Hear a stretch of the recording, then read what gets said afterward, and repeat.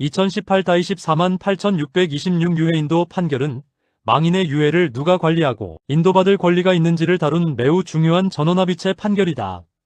이 사건은 겉으로 보면 유골함을 누구에게 넘길 것인가의 문제처럼 보이지만 실제로는 그보다 훨씬 깊은 의미를 가진다. 죽은 사람의 유해를 법이 어떻게 바라보는지, 제사 주재자는 누구인지, 장남 중심의 오래된 제사 관념이 오늘날에도 그대로 유지될 수 있는지, 그리고 헌법상 평등 원칙과 현대 가족 질서가 장례와 추모의 영역에도 그대로 적용되는지를 정면으로 다룬 사건이기 때문이다. 사건을 보면 망인은 법률상 배우자와 두 딸이 있었고 다른 여성과의 사이에서 아들도 한 명 두고 있었다. 망인이 사망하자 그 다른 여성은 망인의 유체를 화장한 다음 유해를 추모공원 봉안당에 안치하였다. 이에 법률상 배우자와 두 딸은 자신들이 망인의 배우자와 자녀들이므로 망인의 유해는 자신들에게 인도되어야 한다고 주장하면서 소송을 제기하였다. 반면 상대방은 장남이 제사주재자이고 자신은 그 장남의 법정 대리인으로서 유해를 적법하게 점유하고 관리하고 있다고 주장하였다. 원심은 당시 종래 대법원 판례에 따라 장남이 제사주재자가 된다고 보았다. 그래서 장남에게 망인의 유해에 대한 권리가 있다고 판단하였고 결국 배우자와 두 딸의 유해, 인도 청구를 받아들이지 않았다.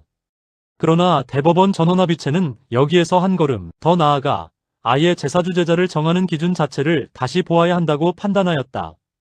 이 사건의 핵심 쟁점은 공동상속인들 사이에 협의가 이루어지지 않을 때 누가 제사주재자가 되는가 하는 점이었다. 그리고 그 제사주재자가 망인의 유해에 대한 권리를 가진다고 볼 수 있는가가 문제되었다. 더 근본적으로는 2008년 전원합의체 판결이 세웠던 장남이나 장손자 같은 남성 상속인을 우선적으로 제사주재자로 보는 기준이 오늘날에도 여전히 타당한가가 쟁점이었다. 대법원은 먼저 망인의 유체와 유해는 단순한 물건처럼 볼 수 없고 제사용 재산과 비슷한 성격을 가진다고 보았다. 그래서 민법 제1008조 2.3에서 말하는 제사용 재산의 승계, 법리를 유체와 유해에도 준해서 적용할 수 있다고 보았다. 다시 말해 망인의 유해는 일반 상속 재산처럼 나누어 갖는 것이 아니라 제사를 주재하는 사람이 이를 승계하는 구조로 본 것이다. 이 점은 종래 판례의 태도를 유지한 것이다. 하지만 대법원은 제사주재자를 정하는 방식에서는 종전 판례를 바꾸었다. 예전에는 공동상속인들 사이에 협의가 없으면 특별한 사정이 없는 한 장남, 장손자 같은 남성 상속인이 우선한다고 보았다. 그러나 이번 판결은 그런 기준이 더 이상 조리에 부합하지 않고 헌법 정신과도 맞지 않는다고 보았다. 그래서 앞으로는 공동상속인들 사이에 협의가 이루어지지 않을 경우 피상속인의 직계비속 중에서 남녀와 적서를 가리지 않고 최근 친의 연장자가 제사주재자가 된다고 판단하였다. 쉽게 말하면 장남이라고 무조건 우선하는 것이 아니라 아들과 딸을 구별하지 않고 가장 가까운 자녀들 가운데 연장자가 우선한다는 뜻이다. 대법원이 이렇게 본 이유는 분명하다.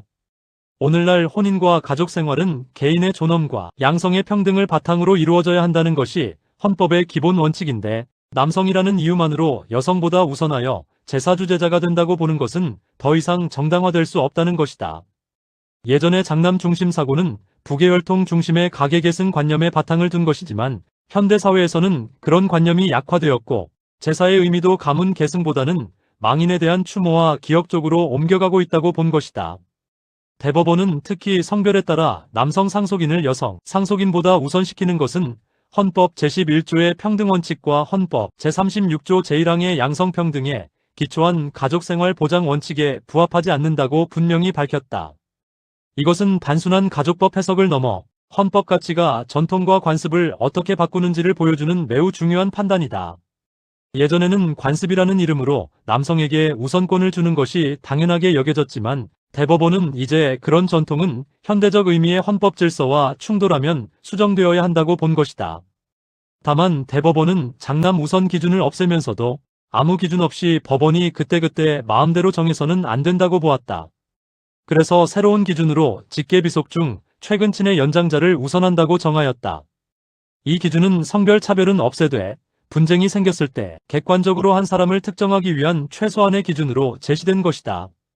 대법원은 연장자 우선이라는 기준이 장례나 제사 실무에서도 비교적 자연스럽게 받아들여져 왔고 장사법이나 장기이식법 등 다른 법률에서도 같은 순위, 사람들 사이에서는 연장자를 우선하는 규정이 존재한다는 점을 들었다. 그렇다고 해서 연장자라는 이유만으로 언제나 제사주제자가 되는 것은 아니라고 하였다. 대법원은 특별한 사정이 있는 경우에는 최근 친의 연장자에게도 제사주제자의 지위를 인정할 수 없다고 보았다. 예를 들어 평소 부모를 학대하였거나 제사를 명백히 거부하였거나 망인의 유지에 심하게 반하는 행위를 하였거나 망인의 생전 의사나 공동상속인들의 다수 의사, 생전 생활관계 등에 비추어 보아 그 사람이 제사주제자가 되는 것이 현저히 부당한 경우에는 예외가 될 수 있다고 하였다. 즉 원칙은 연장자 우선이지만 구체적 사정을 통해 예외를 인정할 여지를 남겨둔 것이다. 이 사건에서 대법원은 원심이 단지 장남이 있다는 이유만으로 그 장남에게 제사주제자 지위를 인정한 것은 잘못이라고 보았다. 원심으로서는 먼저 공동상속인들 사이에 협의가 있었는지를 살펴보고 협의가 없다면 자녀들 가운데 누가 최근 친의 연장자인지 그리고 그 사람이 제사주제자로 되는 것이 현저히 부당한 특별한 사정이 있는지를 심리했어야 한다는 것이다. 그런데 그런 심리를 하지 않고 종전 장남 우선 기준만 적용하였으므로 대법원은 원심 판결을 파기하고 다시 심리하라고 사건을 돌려보냈다. 이 판결은 헌법적으로 매우 큰 의미를 가진다. 우선 가족 내부의 관습이나 전통이라고 해서 헌법의 평등원칙과 양성평등원칙 위에 설 수 없다는 점을 분명히 하였다. 특히 제사와 관련된 문제는 오랫동안 남성 중심 질서가 강하게 유지되어 온 영역인데 대법원은 바로 그 부분을 헌법의 시각에서 다시 보았다. 결국 이 판결은 여성 상속인을 제사 승계에서 열위에 두는 법리가 더 이상 정당하지 않다고 선언한 셈이다.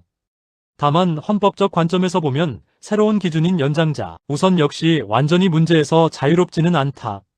성별 차별은 없앴지만 여전히 나이라는 생리적 요소를 기준으로 삼고 있기 때문이다. 누가 망인과 더 가까운 정서적 관계를 맺었는지, 누가 실제로 더 많이 돌보았는지, 누가 더 책임감 있게 유해를 관리할 수 있는지는 단순히 나이 순서로 결정되지 않을 수 있다. 그런 점에서 이 판결은 장남 우선이라는 오래된 차별은 없앴지만 아직도 형식적 기준에 상당 부분 의존하고 있다는 비판은 가능하다. 생명윤리적으로 보면 이 판결은 죽은 사람의 유해를 단순한 물건으로 보지 않고 인격적 존중과 추모의 대상으로 본다는 점에서 중요한 의미를 가진다. 유해는 단순히 뼈가루가 아니라 그 사람의 삶과 죽음을 기억하게 하는 상징적 존재이고 남은 사람들에게는 애도와 추모의 매개이기도 하다. 그래서 유해를 누가 보관하고 관리할 것인가 하는 문제는 재산권 문제를 넘어선다. 그것은 누가 망인을 대표하여 추모할 것인가, 누가 그 죽음을 기억하고 관리할 것인가에 관한 윤리적 문제이기도 하다. 그런데 이 사건은 한 가지 중요한 질문도 남긴다. 과연 망인에 대한 추모는 반드시 한 사람에게만 독점되어야 하는가 하는 점이다. 대법원 다수 의견은 분쟁 해결의 명확성을 위해 한 사람의 제사주제자를 정하려고 한다. 실무적으로는 그럴 필요가 있다. 유해 인도, 봉안당 계약, 관리비 부담, 제3자와의 관계를 분명하게 하려면 대표자가 필요하기 때문이다.